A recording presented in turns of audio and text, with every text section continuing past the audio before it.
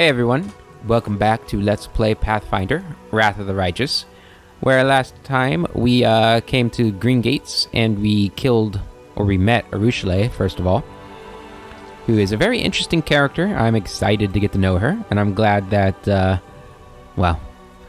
we didn't just kill her straight away, but we are definitely keeping our eye on her. Everybody's going to be watching her, making sure she doesn't do anything bad. Yeah, she's in the doghouse, and she'll probably be in the doghouse permanently unless she does something to really prove her loyalty. Yeah, I'm interested to see what she's about. Oh, we also killed a hag. No big deal. We killed her in one round. I mean, I'm amazing. What can I say? So, Arueshalae, she is an espionage expert. These rangers, she's a ranger, favorite hunting grounds aren't woods or mountains, but city streets and enemy headquarters. These masterful spies hunt for secrets rather than meat, using lies and stealthiness as effectively as blades and arrows. That's not the most benevolent of classes, but I guess I shouldn't expect that. She's an ascending succubus. You get no information on what that is. She is chaotic neutral, so she's the opposite of Barad. Opposites attract. I do not know who we're going to romance yet. Obviously, Queen Galfrey, can't even say her name, so maybe not her, is potentially at the top of the list, but I don't actually know if we can romance her. Camellia has always been in the running, but it really depends on what she's hiding from us. We've barely gotten anything from her story yet, we barely know anything about her, but obviously Arueshalae would be an interesting choice since she's a demon, and we are basically the mortal enemies of demons. Let's go ahead and level her up though, see what we have here. So obviously as a ranger she's going to be a bow class. She's already got point blank shot. Looks like she's got rapid fire too. Rapid shot, deadly aim, clustered shot, and improved critical with a long bow. She is indeed a follower of Desna. She's got the ranger proficiencies, trap finding. Good. Favorite enemies are humans. Interesting. I guess that makes sense, since she was at one point a demon hunting humans. Which means she just gets bonuses on that, right? Yeah, +2 bonus on attacks and damage rolls. Ranger may select an additional favorite enemy. I wonder who else she's picked. We might be able to see like when she turned based off of this, what her next favorite enemy is. She's got precise shot. You can shoot her through ranged weapons. Right, good. Undercover. An espionage expert gets a bonus equal to half her level on persuasion when used to bluff and stealth checks. Espionage expert, so she does have access to spells. Ranger's bond. A ranger forms a bond with his companions. This bond allows him to spend a move action to grant half his favorite enemy bonus against a single target of the appropriate type to all allies within 30 feet who can see or hear him. This bonus lasts for a number of rounds equal to the ranger's wisdom modifier. This bonus does not stack with any favorite enemy bonuses possessed by his allies. They use whichever bonus is higher. Expert magic. While usually rangers use their wisdom to cast divine spells, espionage experts can use charisma. Nice. Favorite enemy, demons of magic. Alright, so she has spent half her life as a human hunter. Not half her life, but half her power levels. Half the time she's been leveling, I suppose, hunting demons. And the other half, hunting humans. Cool. I wonder why she got 2 of these. I don't know. Not sure about that. And then she got mini shot. When making a full round attack with a bow, your first attack fires 2 arrows. Why doesn't Lan have that? Maybe that's something only rangers can get access to with combat feats. Interesting. Okay, and then she didn't get anything for a couple of levels besides spells. And then she got Evasion. A character can avoid even magical and unusual attacks with great agility. If a character makes a successful reflex saving throw against an attack that normally deals half damage, they don't take any damage. Good. That's good stuff. Favorite enemy, Undead. Very nice. Point Blank Master. Choose one type of ranged weapon. You do not provoke attacks of opportunity when firing selected weapons while threatened. Good. In this level, she gets access to 4th level spells. In Quarry, a character can, as a standard action, denote one target within his line of sight as his quarry. He receives a +2 insight bonus on attack rolls made against this quarry, and all critical threats are automatically confirmed. A character can have no more than 1 quarry at a time. Very good. And we get another feat. Alright, so you're good at trickery, really good at stealth, really good at persuasion. Get 6 points to spend, geez. I guess we'll just keep you what you've been good at. And then for your feat, Snapshot. While wielding a ranged weapon, you threaten squares within your melee reach. Right, attacks for opportunities. Hammer the Gap? It's always a good one. Yeah, we'll get Hammer the Gap. Okay.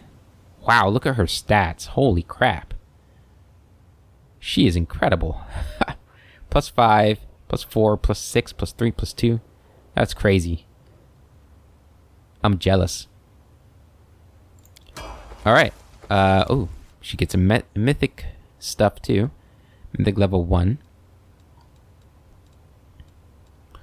Alright, so expose vulnerability. Every 3rd hit with a ranged weapon against the same enemy deals an additional 1d6 point per 2 mythic ranks of divine damage. That's what Lan has, so we're not going to get it on her. Maybe ranging shots. Every time you miss an enemy with a ranged weapon attack, your aim improves, giving you a second +1 bonus on attacks against the same enemy up to a maximum of your mythic rank. Every successful hit lessens the bonus by 1. The bigger they are, you gain a bonus on your attack rolls with ranged weapons equal to the penalty to AC the target receives from their size, if any. That could be good.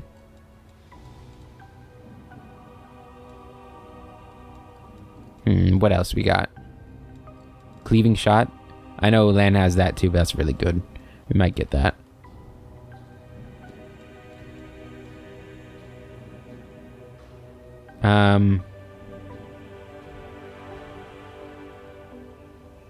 Yeah, let's get that. Cleaving Shot's always a good one. Complete. Deadly Aim Mythic. What do we want here? Improved critical.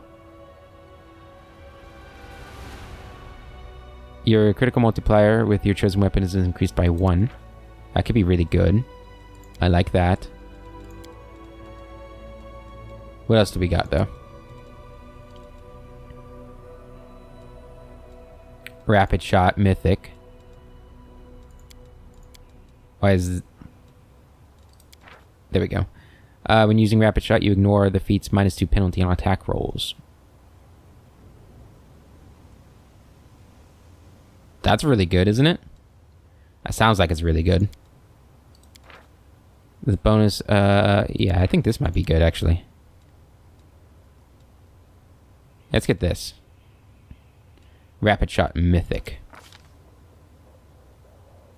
Oh, that's what was happening. I had that opened. I see. Next. You know what, let's just get Exposed Vulnerability. It's a good one. Unless there was another one. Maybe Leading Strike on her, too. That's melee combat, never mind.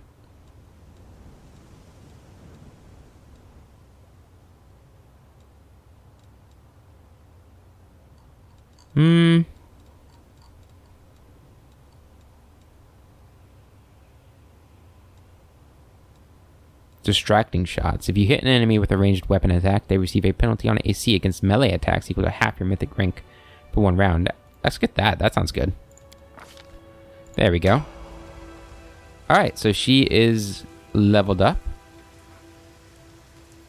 All of your attack rolls take a -2 penalty using Rapid Shot, but we have Mythic Rapid Shot, so that doesn't happen, right? That sounds like a good thing. Okay, so your gear, you have a composite longbow. I don't remember if I saved any of my longbows. I want to look at that. And here, you're using light armor. I don't think we have any light armor here. For this, we can, I mean, we might as well give you this stuff, right? Go ahead and have that. Might as well increase your wisdom. Have a ring. Amulet of Devouring. Mighty Fists. Natural Armor. There you go. You're welcome. Welcome to the party. You get a whole bunch of rare artifacts. Alright, cool. So we have a new companion. I'm excited to get to know her. And see what she's... Where the story goes with her. What is this? Desna's Aegis. Desna watches over her protege. By the will of the goddess, a whirlwind of sacred butterflies carries Arueshalae to safety whenever she faces mortal peril. Interesting, so she's got plot armor. That's like in Pathfinder Kingmaker. I mean, you are slow. Oh, you're stuck. There were I think it was Leslie. She was a bard. Who I found out recently. I finally looked at the voice actors for the game. She actually voices the character that, or the actor that voices Leslie in the previous game, voices Minago, which is interesting. She does a very good job. I did not even realize that. Oh, we forgot to loot her. Oh, good gracious. Quarterstaff +4. And an amulet of circulating blood. I don't know why that's popping up. Whenever the wearer of this amulet is under a blood rage effect, they gain fast healing 5 for the duration of the effect. The amulet can only be worn by a blood rager. Neat.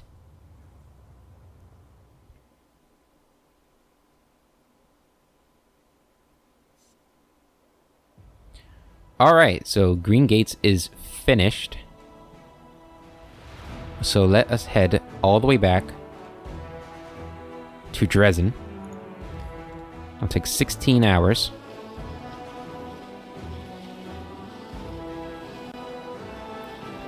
And then we'll have to decide what we're going to do next. Enter. We'll start at the Citadel.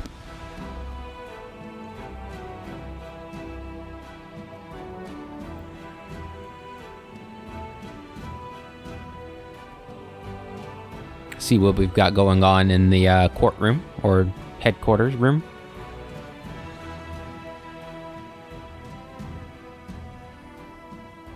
We really need a throne room. Just makes sense. Alright. Do we have nothing going on here? What is this? Somebody's there. Manage Crusade Affairs.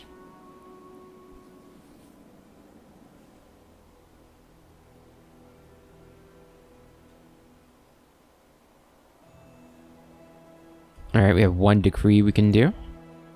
Bell of Mercy. Another decree is being enacted for this stat. Okay. We'll look at that later then. All units gain the Voice of the Bell of Mercy.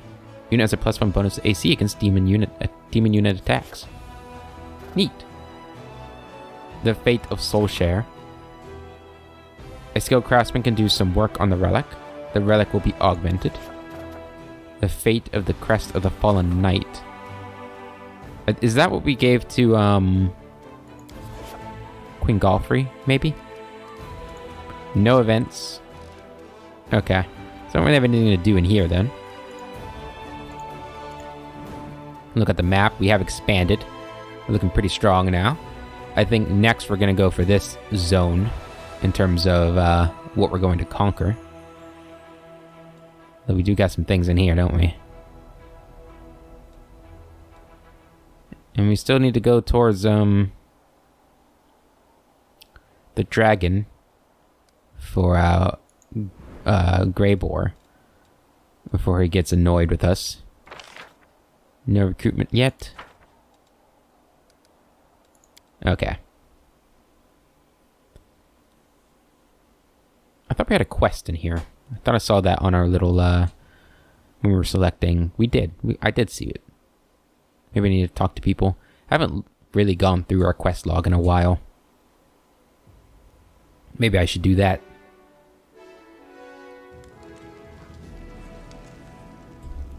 Let's do that. Let's take a look at our quest log here.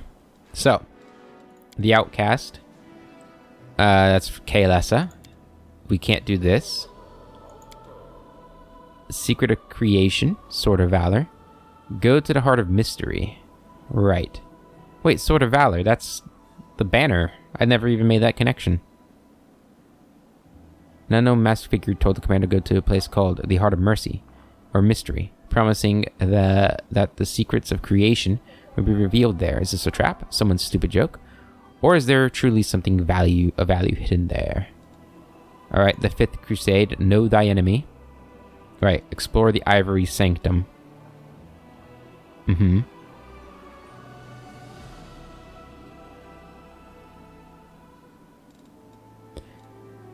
Any lead could be crucial. If not, it's not possible that the demons have left no trace. Location of the Ivory Sanctum has been uncovered, but will it be easy to access? It seems that the unusual demons are coming from a place called the Ivory Sanctum. The chief of the Winterson clan was safeguarding a skull key that opened the door to the castle in the clouds, which is in fact the Ivory Sanctum. Oh yeah, okay. The target is clear. Now all that remains is to go to the mysterious place, find out how the demons are gaining these powers, and put a stop to it. So maybe that's what we should do next, since we've already done all the prerequisite quests. The attack out of nowhere. Find out how the demons are sneaking into Crusader territory. Scout the ravines southwest of Dresden, or send a scouting party. The final sunset of winter. Tell Arabeth what happened. Arabeth deserves to know what happened and the fate of her patrol. Okay, we can do that. No problem. The dragon hunt. Greyboar claims that he has a plan to track down this dragon. First step is to set up an ambush in the Grimwood Forest. Battered spirits. The commander did everything in his power to ensure that Arabeth could establish herself as the leader of the Dresden Crusaders. All that remains is to watch and wait.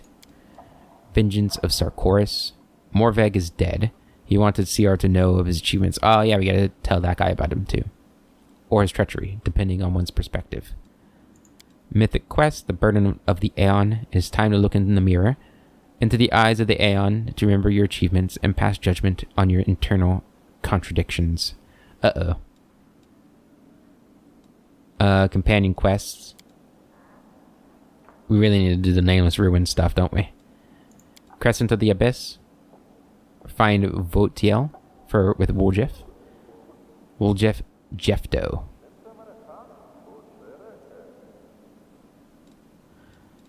Night Gambler. What was this one? Sauciel? Oh, yeah. Okay. Finian's Awakening. Finian has remembered that the blacksmith. Right.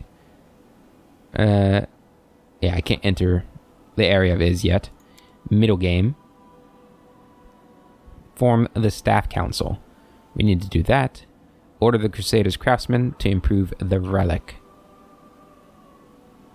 Alright, and then errands in pursuit of the past. Oh yeah, we still gotta find the storyteller again. Alright, well, right now, let's talk to Arabeth. Arabeth's eyes are vacant. Her thoughts are clearly somewhere far away. Seeing you, though, she snaps to attention. Hail, Commander. We learned the fate of the missing patrol. Our people were killed by clan members from Old Sarkoris. They had been bewitched by the demon Jerabeth. Survivors from Sarkoris? In the middle of the world wound? They must be made of tough stuff. I'm sorry they've been set against us. Arabeth grits her teeth. And sorrier still for our soldiers. We're losing our people to demon trickery again. But at least the mystery is solved, and it won't happen again. 800 experience gained. Fantastic. Alright, let's go talk to the mirror. Mirror on the wall. Who's the most just crusade commander of them all? It's me. The Aeon is looking at you from the mirror, the only being in the entire universe who feels and shares your burden. It is ready to share with you the memory held in common by all Aeons, preserved carefully through all eternity. It is ready to listen to whatever you want to share.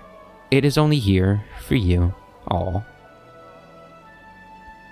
You've embarked upon the path of the Aeon. Find out how the Aeon in the mirror reacts to your first judgments. The Aeon in the mirror nods to you ever so slightly, encouraging you to begin. You know that it knows everything, that it does not need the mirror to perceive you. Sometimes it seems you know what you are going to say before you do. It seems to know what you're going to... Okay, yeah. Order has been restored.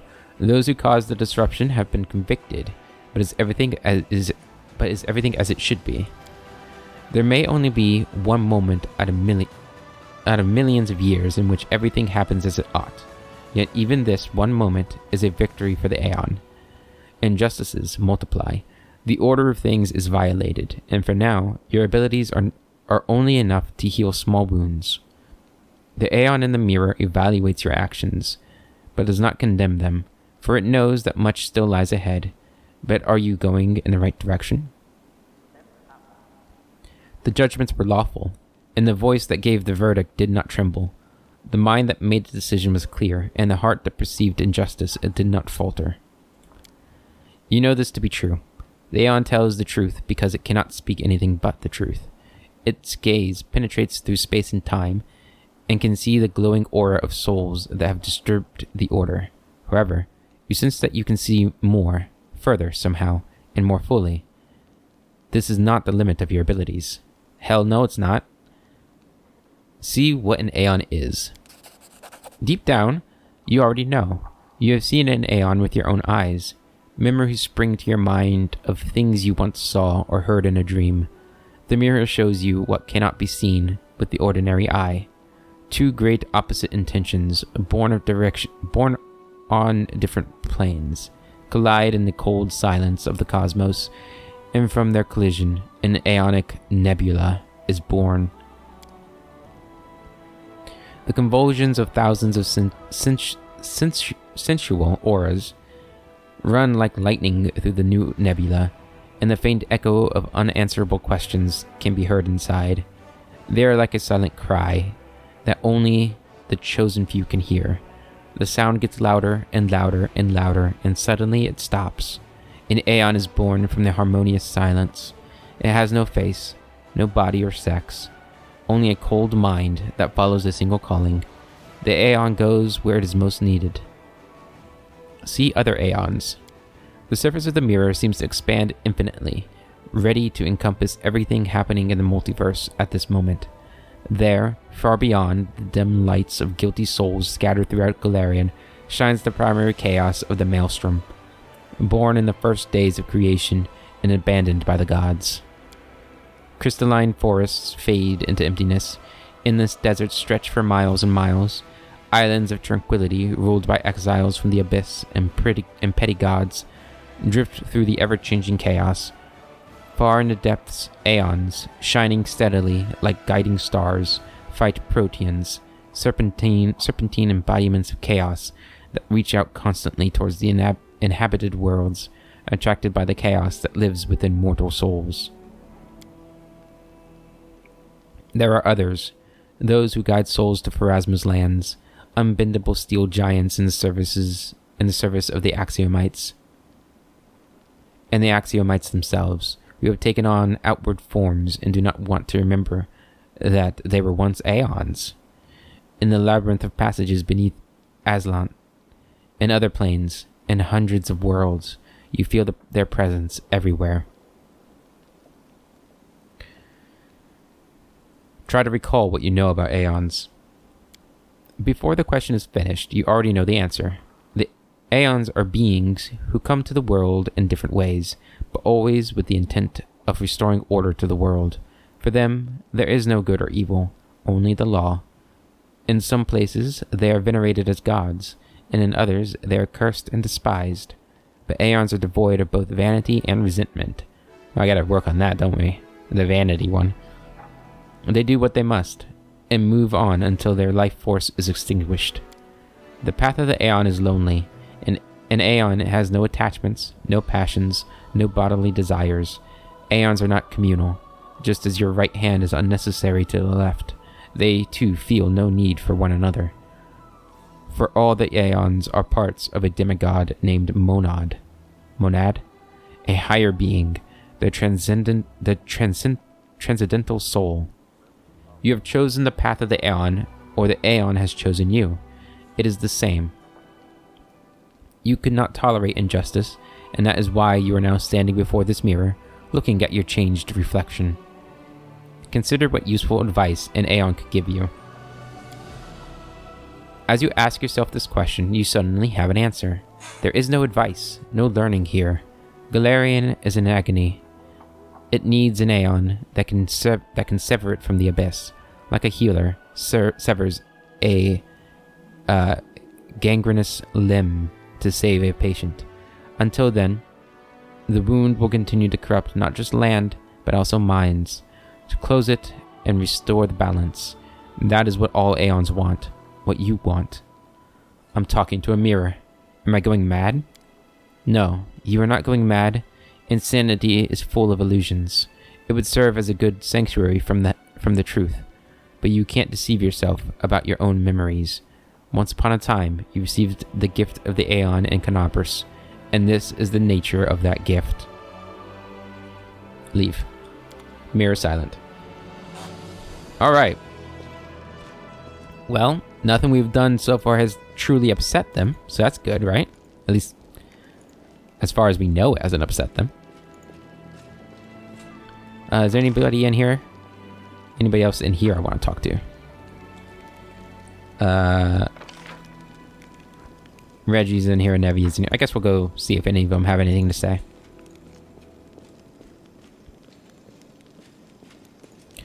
Reggie.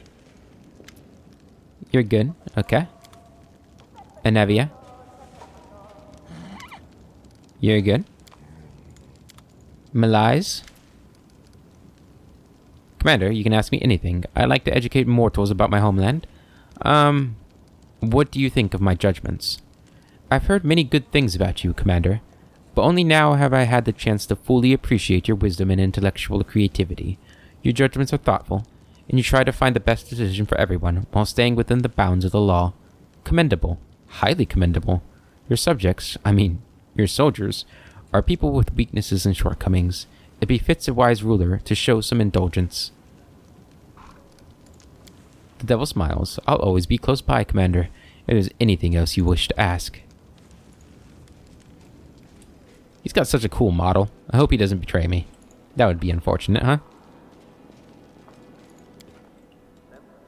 Alright, to the streets. We're just gonna look around the city real quick. See what we got going on. And then we'll see where the Ivory Sanctum is. And then that might be where we go next. We're gonna go talk to everybody. Captain Odon. You're good.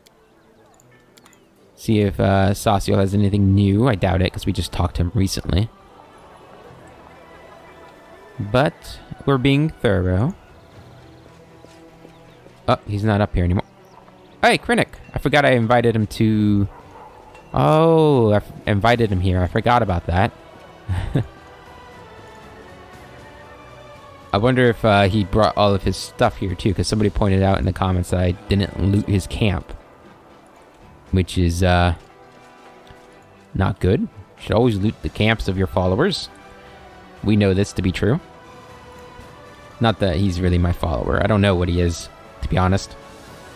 Could be a blight on the Crusade, for all I know. Let's go down here. We can also sell.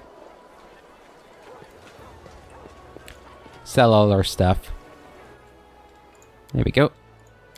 And we got some other things we can sell. We don't need those. Where's that quarterstaff that we picked up? Is this it? Yeah. Can sell that for a lot of gold. Oh yeah, I wanted to respec. Potentially too. I wanted to respec myself and Sela. Go ahead and do that. That'd be good for that. For this stuff, You can have that. You can have that. I don't think we're going to get another horse. We're going to sell that. And did we get a Blood Rager? I don't know if we do. We don't need that. We'll keep Agile Fist in case we get a Fist Monk. Okay. You wouldn't happen to have... No, I didn't think so. I was thinking if he had a Scroll Scribe thing. Maybe this guy does? We definitely could use some new gear for... I already forgot how to say her name. Our new companion. Scroll of Soul Reaver. That's a cool looking scroll. Arueshalae? Something like that? I don't know. We'll find out when we see her again. Darren. This is new. Do you want to talk about your past? I've been thinking about you a lot since our visit to Heaven's Edge. Darren's face grows grim. I don't like discussing such unpleasant things. You seem to be quite capable of having fun, so why are you... I don't even know what you are trying to achieve here. I suppose you can always ask, and I'll decide whether I want to answer or not. Were you ever close to your mother? Darren sighs. Perhaps. Maybe. My mother loved me, and I loved her, even though I was a thorn in her side. How can you truly be close to your parents when you're just an arrogant whelp? At least I was lucky enough to have a real mother instead of a countess mother. Aristocratic parents often see their children as valuable investments and vessels for all their ambitions. Tell me honestly, do you miss the people who died that day? Darren is silent for a moment. His pupils seem to pulsate to the rhythm of his thoughts, or emotions, perhaps. I regret leaving my mother alone. She deserved a better death than that. They confined her to a room so that she wouldn't infect those who still believed they could avoid the illness, and... I forgot you didn't know. Alright, that's enough. He shakes his head. Let me be blunt. I don't care about my so-called kin at all. People die every day, and none of those people were my friends. They are dead. I am alive and able to enjoy life to the fullest. Besides, there are many things far worse than death. Thank you for your answer. Can't you come up with something more exciting to ask me about? For example, why I hate equestrian statues, and what befell the marble horses of my marble grandmother? I should go. That's my cue to go. Alright, let's see. There's somebody else up here, right? Yeah, Camellia. And Krennic. Camellia. Nothing. Absolutely nothing. Krennic? The hood of Krennic's cloak is lowered even more than usual. With his body frozen as if it were trying to merge with the wall. Finding one little kobold in such a big fortress couldn't have been an easy feat. But you've succeeded. Oh, I was reading that like I was still in exposition, but he was talking to me. Krennic greets you with a reserved gesture and asks you in a confidential whisper, do you believe that kobolds possess a sixth sense? I don't know, but let's say I do. Inhaling loudly through his nostrils, Krennic nods. That's good. Because of a highly developed sixth sense, and I sense big trouble ahead. Stay alert. With age, I've learned to discern all shades of impending trouble, and now it smells like the worst kind of calamity, an unexpected one.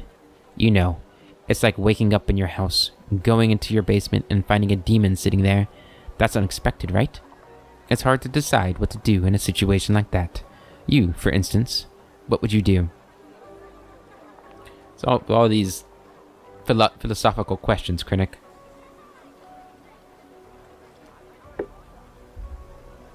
Do you realize your question sounds like it has a double meaning? Krennic stares at you astounded.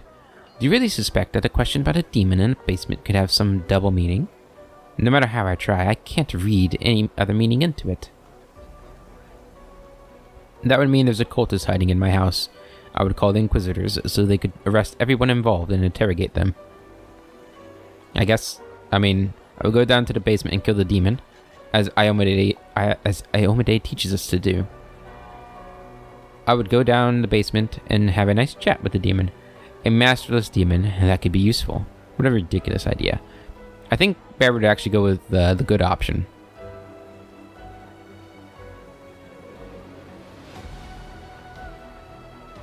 Mainly because his the reputation in Inquisitors isn't exactly good. I'm surprised we haven't run into the Inquisitors again. Whatever happened to Holgren? Where's he at? He didn't die, I don't think. I would go down to the basement and kill the demon. Well, if Iomedae herself says so, then by all means, you shouldn't waste any time. Why strain your brain any further when your head gets enough as it is with all those hits to your helmet, right? You can't rush to solve a problem before you figure out where it's coming from. If you have a demon sitting in your basement, don't fight it. Find the cultist to summon that, and do it yourself, without delegating to someone else. Personal responsibility and careful planning. These are the building blocks of success. Well, that's what I would have done after I killed the demon, but okay. This topic seems to be a sensitive spot for you. I care a lot about the problems of others. That, as everyone knows, is the second quality we kobolds are famed for, right after our sixth sense. You may have a point there. What can I say? I'm a bard. My words are supposed to sound convincing. Krennic's speech falters under a bout of heavy coughing. After he catches his breath, the kobold's shoulders slump in exhaustion and he sighs. Damn it all. Every disease I've ever caught is surfacing now. During my travels, I've spent many nights on bare, cold stone. I'm now feeling them all. Krennic considers you. Trust me, any thought I share with you is not just rambling. It's knowledge paid for with my blood. It's hard won from the caverns of the Dark Lands, where my tribe fled, fearing the wrath of devils. If you wish, I can tell you about that. The Dark Lands, huh? The Dark Lands are an immense series of caverns, vaults, and passages under the surface of Galarian. While entrances to the Dark Lands can be found throughout the world, it is uncommon for travelers to venture into the almost universally unsafe depths. Tell me about them. Krennic's voice becomes low and serious. Those were bloody days. We in the Night Ruby tribe were enslaved by the Drow, the elves of the underground. It's ironic. First, we fell victim to the slaves' revenge, then we ourselves fell into slavery. In the first battle with the Drow, we lost Ermac, our stern leader who refused to bow before devils or the Dark Elves. The rest thought it best to surrender. Our new life was harsh and filled with suffering, humiliation, and punishment. Before long, we realized the Drow were tough masters who knew no mercy, but we hadn't grown accustomed to living life on our knees. We couldn't fight back with force, so we used our cunning. We spied and sabotaged. We killed the cruelest of the masters. We helped other slaves escape, and thus built alliances. When we got caught, our kindred paid with blood. The Drow punished everyone, guilty and innocent alike. Back in those days, I was a scout, and the right hand of our new leader. He was young, cautious, and shrewd. So this is interesting. I'm pretty sure kobolds have very short lives. But he's talking like this happened like decades ago. Or maybe it's just the way he perceives it. I guess for him it would be a long time ago. But our struggle lasted years, with many of our kin accepting their new fate and resigning themselves to being slaves. Others were tempted by devils who promised to give us back our former power. All they wanted was more signatures on the contract that doomed our souls to hell. As a result, the tribe splintered. The traitors gave our leader to the Dark Elves. Then came the Purge. But during that massacre, it was us, the kobolds, who killed most of our kin. I fled, wounded, without any weapons or supplies. All I managed to take with me was a case with that damned contract with the devils. After a long pause, Krennic gives you a crooked smile. So that's the end of the story. Not quite the fall of the Aslanti Empire, I admit. But this one is even more dramatic in its own way. I've got suspicions about you. Here we go. I come in friendship and right away I'm distrusted. Do you remember your story about the lad who thought that people liked being gutted? That sounded very similar to what I observed in a village called Winterson. Did I?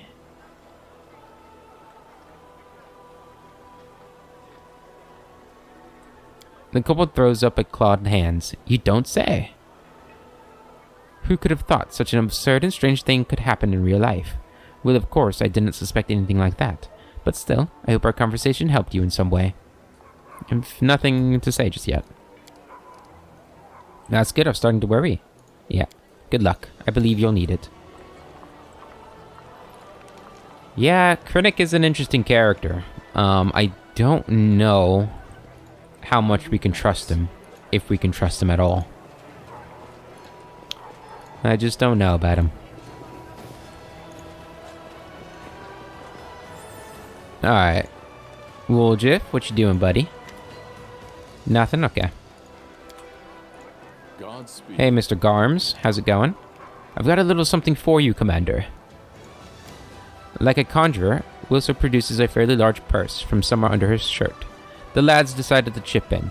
You've been taking care of us, Commander, so we decided to take care of you. Please take this gift. Get yourself a magic ring or a new helmet. We'll be very happy if you do. Take this gold and all of you raise a glass to my health instead. Add these funds to the campaign war chest. We'll get more use out of it that way. Raise a glass to my health. The quartermaster blushes slightly. It was supposed to be a gift for you. But I'll do as you say. There will be many wishes of good health and toasts to your name later this evening, Commander. I feel kind of bad for not accepting it, but you know.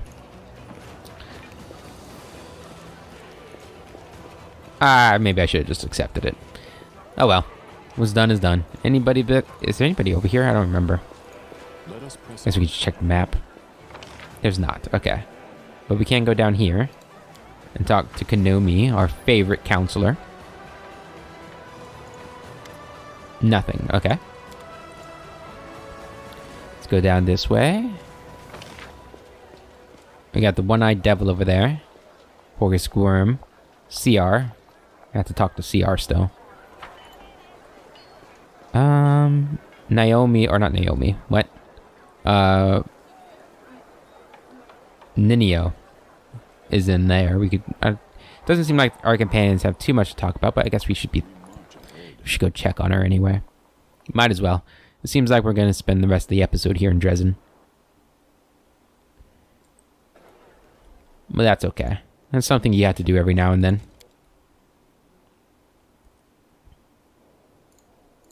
Our path leads on. Ninio? Nope, you're good. Okay.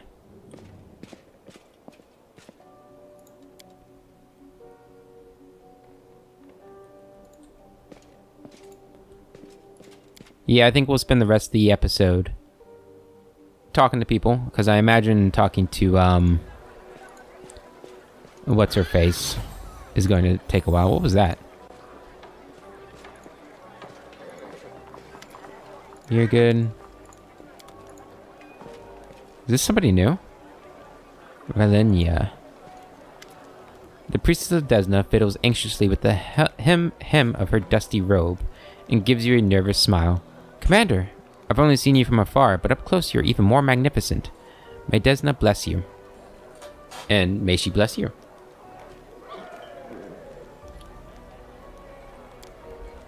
If you want to relax and have some fun, come to the half measure in the evening, and I'll sing and play for you. I'll do my best to be worthy of such an audience. Who are you? Valenia, a traveling priestess of Desna. I read stars, roam the roads of the world, and serve my goddess. I sing songs, play the harp, and entertain those who want to listen. I'm not a bard, but that's my calling. We have such jolly evenings at the tavern, just what the defenders of Dresden need.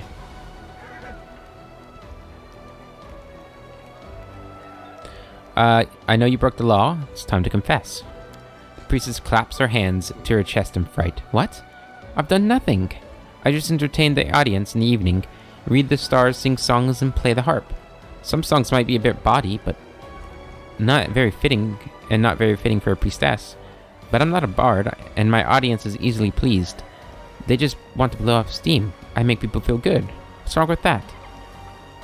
Mm-hmm. I also want to hear you sing. Tell me about your repertoire. The priestess bites her lip and looks around again. Of course, Commander. Every evening, I'm at the tavern called The Half Measure, tuning my harp and taking requests for the night. They often ask me to play one song and then another. Simple folk songs, but very moving, good for the soul. They can make your heart soar. You're a priestess of Desna. Are you doing this in obedience to your deity? Of course. Yes, I don't always sing hymns. Sometimes they are drinking songs taught to me by the priests of Cade and Kalian. But it's not the songs that's important. It's what's in your heart what's in your heart when you sing, don't you think? And my heart is filled with the tenets of Desna. Very well. I'll come to the half measure at some point. Dresden versed the singing priestess. I'm always there in the evening, Commander. You can request any song you like. Alright. Got a lot to do in the evening. We gotta find Sauciel in the evening too. Gorm, how you doing? Doing good? Okay. CR, got some bad news for you, buddy. The old crusader looks anxious and disoriented. Yes, has something happened? Hand over Morvig's talisman. Morvig is dead. The color drains from CR's face. He takes the straw figure and is shaking with his shaking fingers. His mouth twists unpleasantly, as if the old man is about to start sobbing. The knight looks at you with horror. The old warrior drops to his knees, slowly and awkwardly, with apparent difficulty. My boy. But how? What happened? It's not your fault. Morvig's soul was consumed by vengeance. He went to get the cursed sword of Gorum and got himself killed. Don't blame yourself. You can't always make a decision for your wards. Morvig did what his heart desired. It's a shame he died, but if you had restricted him, he would never have been happy. Enough sobbing, you old coward. The lad was a hero and gave his life for our victory. He got the mighty sword of Gorum for us. Morvig went to get a sword dedicated to the god Gorum. He was gravely wounded. I found him and tried to help, but the relic's power had already consumed him.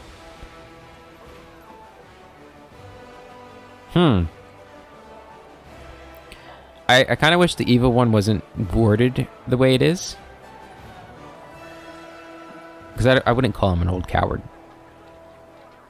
Don't blame yourself. I kind of like the chaotic option for this, to be honest.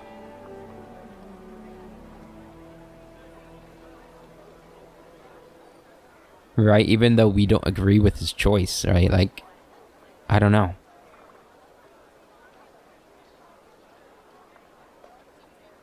That's an interesting one. Like, I assume lawful is more...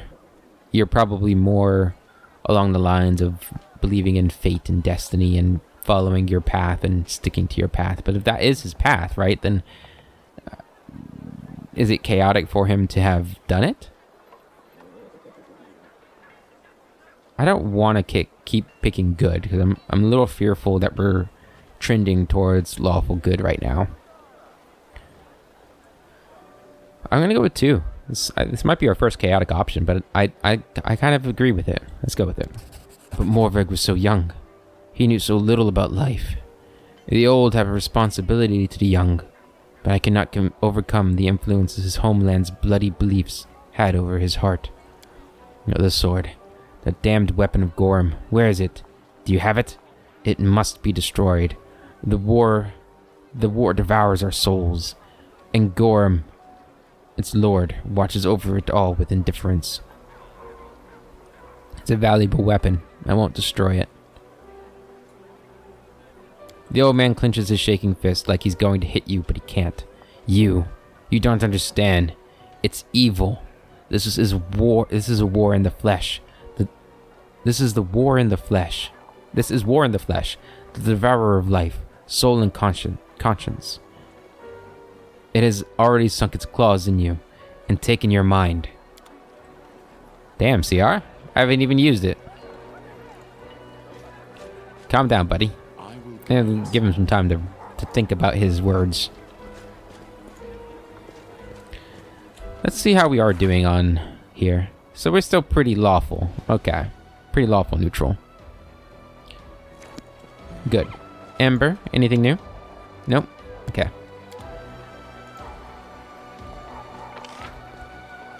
Let's go talk to Lan. See if he's got anything. And then we'll go talk to Sela and then Arueshalae.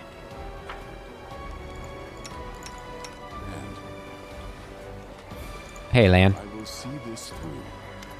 Nothing? Okay. Up here. I think Sela's right around here, right? She's over there. There she is. Sela. Nope, nothing from you either. Okay. Let's go talk to Arueshalae. Probably have a nice long conversation with her. Maybe, probably. Arueshalae. Wow, got a lot. Okay. Arueshalae's ruby eyes stare watchfully at passers-by, who don't notice her even at arm's length. She turns to you, her face a mixture of contemplation, sadness, and admiration. They're amazing, aren't they? We are being attacked by demons with unusual powers. Do you know anything about them? I think she already told us. What are you doing here? I'm watching.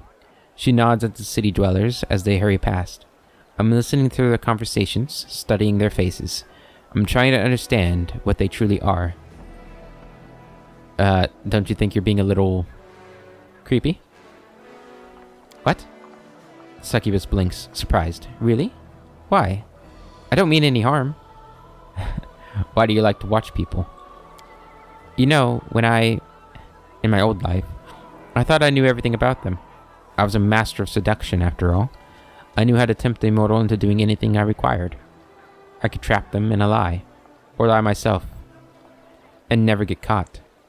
It's disgusting to remember, but that was my life for many centuries. Now I see I knew nothing. A demon warrior probably also considers himself an expert on mortals because he's killed so many of them. He certainly knows where to thrust a spear for a quick death, and where to thrust it for a long and painful one. And he thinks that's enough. My knowledge, it was the same kind. I ruined many mortals without learning the first thing about them. Now I watch them to understand them. This won't give my victims back their lives, of course, but still. By growing closer to these mortals, it's like I'm paying back some part of my debt to my victims' memories. Have you learned anything about anything new about mortals? They love cats. Arueshalae speaks in a very serious manner, as if sharing an important scientific discovery with you. But then a moment later she smiles to give the joke away. Seriously, have your observations of humans led to anything? I wouldn't want to draw any rash conclusions. I've only been watching them for a short while, but I think I've understood one thing. The succubi have a saying, mortals always lie. If a mortal isn't talking, it means she's busy lying to herself. But now I see this isn't true. You mortals aren't liars. You're dreamers. Each of you create a huge daydream for yourself, and everyone you share your life with. It isn't exactly a lie, because the daydream is your truth. I see. Let me ask you something else. Oh man, so much. Do you know anything about the demons? Arueshalae thinks for a long while. Finally, she answers hesitantly. Back in Arueshalae,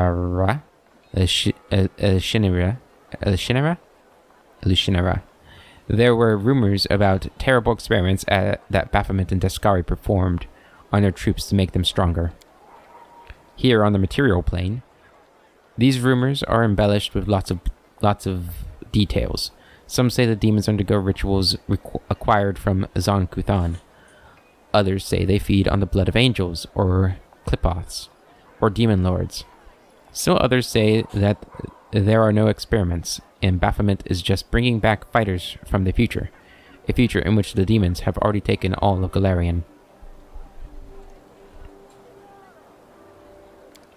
Is there a grain of truth in any of these ramblings? There's no way to know. Naturally, none of these rumors give any indication of where these demons come from. I'm sorry I can't help.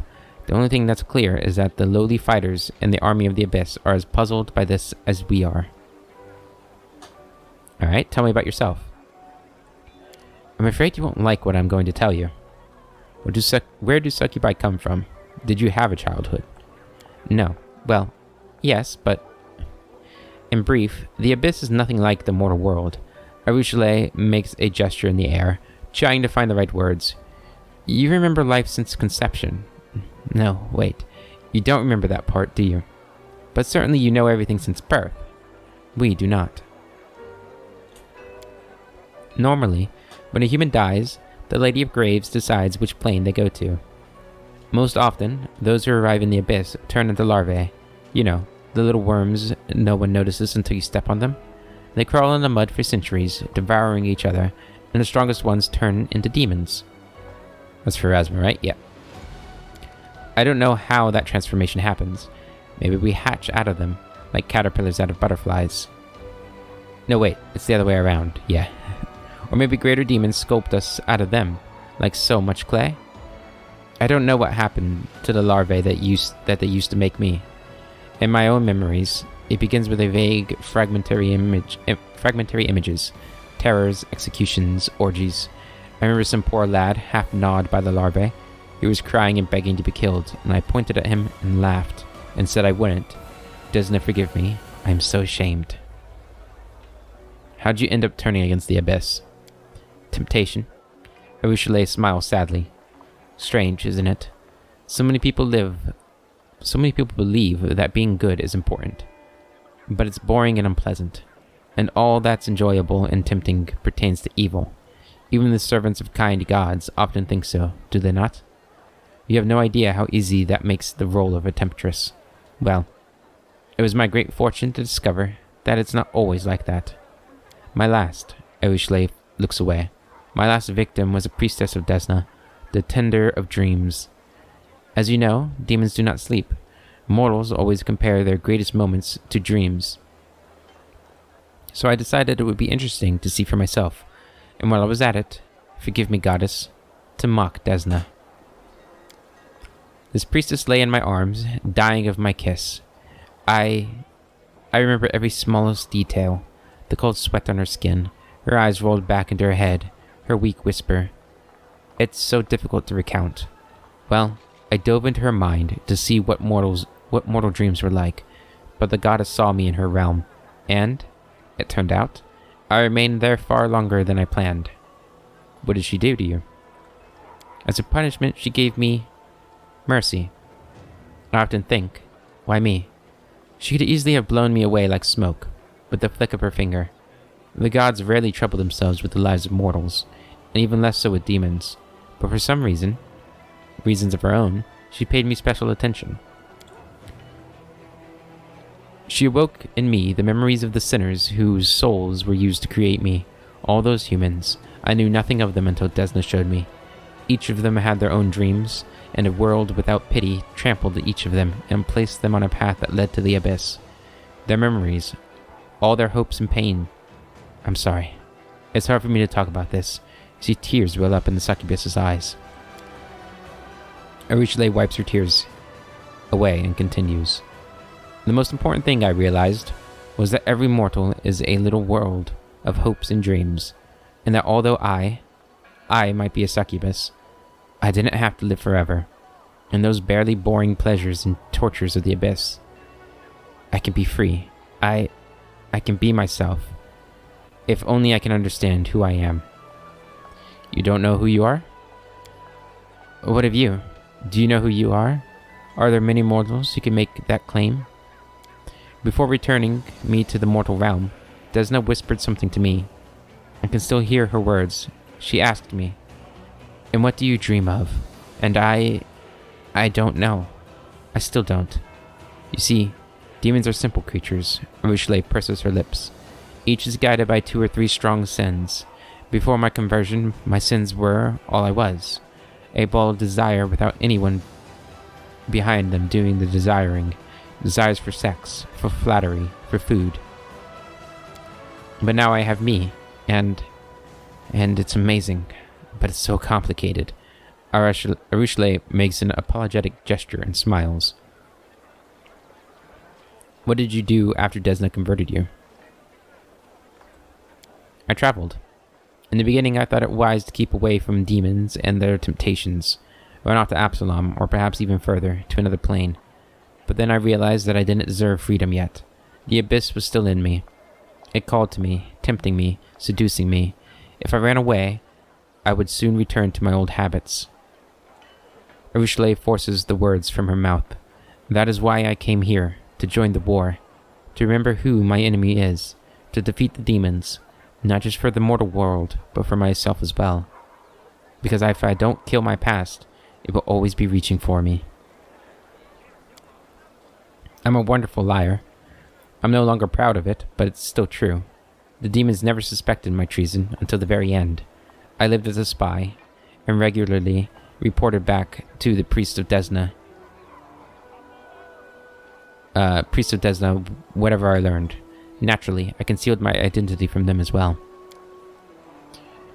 I would have never been caught, but when I heard that the Skari was planning an attack on Canabras, there was no time for caution. I risked everything to warn you, and paid with my freedom. You should have joined the Crusaders openly from the start. Thank you for not running from evil, but confronting it. Amazing. The anarchy of the Abyss was slavery for you, but you found freedom in the army. You know, with my help you could return and inflict terrible vengeance on all the demons who put you through that. You didn't stay locked up long. You should have joined the Crusades openly from the start. That's kind of a stupid thing to say, I feel like. Thank you for not... Yeah, I mean, if any other lawful Crusader commander probably would not accept her. Thank you for not running from evil, but confronting it. Yes, I'm glad I did. But, you know, it's hard. Evil calls me back, every day. And when it's so close, what if one day I grow tired of fighting? Please don't. So do you worship Desna now? The goddess did a lot for me, more than I ever deserved. Asking anything more of her would be impudent. I'm grateful to her, but I try not to trouble her with my prayers. Thank you for your answers. May I ask you a personal question? The kind of question a mortal might ask a succubus. You want to talk about sex? Arueshalae looks you in the eye. Ask me anything. I'll not keep secrets from you. But don't expect to hear anything light-hearted or pleasant. The kiss of a succubus is deadly, isn't it? Not just a kiss. Any caress of any kind sucks the life from mortals. And there's nothing I can do about it. Arueshalae touches her lips ever so slightly. For mortals, tenderness is tenderness, and violence is violence. But I don't know what it's like to kiss and not inflict pain. I just hope my observations of mortals will help me understand. Young lovers, old spouses, even what mortals condemn as promiscuity. To me, it all looks like something amazingly human. You know, a drop of vital energy is a small price to pay for a kiss. Oh, Barrett. I don't think we're at that point. Wait, you mean you don't just watch people during the day, out in the street? Well, I never touch anyone. I never harm anyone. I just watch and listen. Is that bad? You must respect others' privacies. Please, restrict yourself to observing people in public. Let's just say that they wouldn't be happy if they found out you were watching. I think it's good for her. I don't think... Oh man, that's tough. Like, I think it's good for her to observe. Just don't let people see you. Don't worry, they'll never find out. Don't forget, I'm a very good spy. What is sex between demons like? Everything demons do is a sort of cannibalism. Each devours mortals and other demons in their own way. Some enjoy literally tearing off pieces of flesh with their teeth. Others like to subdue and turn their prey into slaves and living tools. Some feed on others' humiliation. It comes in different forms, but the essence is always the same. Another being is an object to be used for your own pleasure. Demon sex doesn't differ from any other type of violence. In my former life, it was something I did to others, or others to me. Only one person ever received pleasure, not the other. Do you still feel desire? Arueshalae keeps a long silence as she searches for the right words. You see, on the one hand, my succubus nature remains with me. I feel the desire I feel. The desire I feel is the one from my own old life. When I look at any mortal, I immediately imagine how. She looks away. But that feeling, that desire, it's not what mortals feel. When you like someone, you don't ponder how good it would feel to drink their soul, do you? No, I hope not. You think about how good it would feel to be together. Together, you see? You know how to want someone, and at the same time, not want to destroy them? For me, it's always one and the same. True despair rings in Arueshalae's voice. I'm not even talking about love, just the common mutual affection of mortals, when they're not poisoned with violence. Now I know that I've never felt it. It's hard to imagine how it's even possible. Love is a wonderful thing. I believe you will be able to experience it someday. I hope so. It's just that... She brings her hands to her chest. I don't deserve it. Who would dare love a predator from the abyss who, by her very nature, is unable to return those feelings? Do not lose hope. One day you will find someone to teach you how to feel. Yeah, don't lose hope. Thank you. It's hard for me to imagine right now, but I still can hope. Thank you for being so open. She nods without saying a word. Tell me about life in the Abyss. I can't tell you about all of the Abyss. I've only seen a small part. If you like, I can tell you about the Midnight Isles and Arueshalae. Tell me about the Midnight Isles. In the ocean of Ishiar, not far from the mouth of the river Styx, there's a chain of islands. This is the realm of Nocticula, the queen of the succubi. There is no sun there, only a moonlit night alternating with a moonless one. Noctula, demon lord of assassins, darkness and lust. Lady Noctula, or Nauticula, is a beautiful but deadly creature. Even demon lords aren't safe from her deadly seductions. The number of demon lords who she seduced and assassinated is formidable. Nauticula's abyssal realm consists of dozens of islands on an immense sea of still black water. The sky is always dark here, with strange stars and a disturbingly large moon in the sky above. Each of these midnight isles represents a demon lord or other notable entity she has assassinated. With each new kill, her realm grows. The other demon lords treat Nauticula with a mixture of obsession and fear. Lamashtu's cult has taken notice of Nauticula's rising power and has increased the level of hostility with her worshippers, causing some to believe that Nauticula may be close to becoming the second demon to ascend to divinity. Damn. Don't want to mess with her. Each of the islands is one of Nauticula's trophies, the remains of a powerful entity that perished at her hands. As you see, you cannot take a step in the abyss without treading on corpses. Tell me about that other place. The Porphyry City is Nauticula's capital. There's no city like it in the mortal world. Absalom is a village in comparison. Millions, I don't exaggerate, millions of demons and mortals live there. Some come voluntarily, not only from Golarion, but from other planes as well. Nauticula keeps an open boundary and enjoys having many guests, merchants, and travelers in the city. Some arrive in chains. The slave trade is the most thriving business in the city. From afar, the city may seem a merry place. Many of its dwellers do enjoy themselves, until it's their turn to become someone else's toy. It's a city of suffering, Barid. Oh, cheerful, festive torments that everyone in the city inflict on... of cheerful, festive torments that everyone in the city inflicts on those around them. What are some places of interest in the city?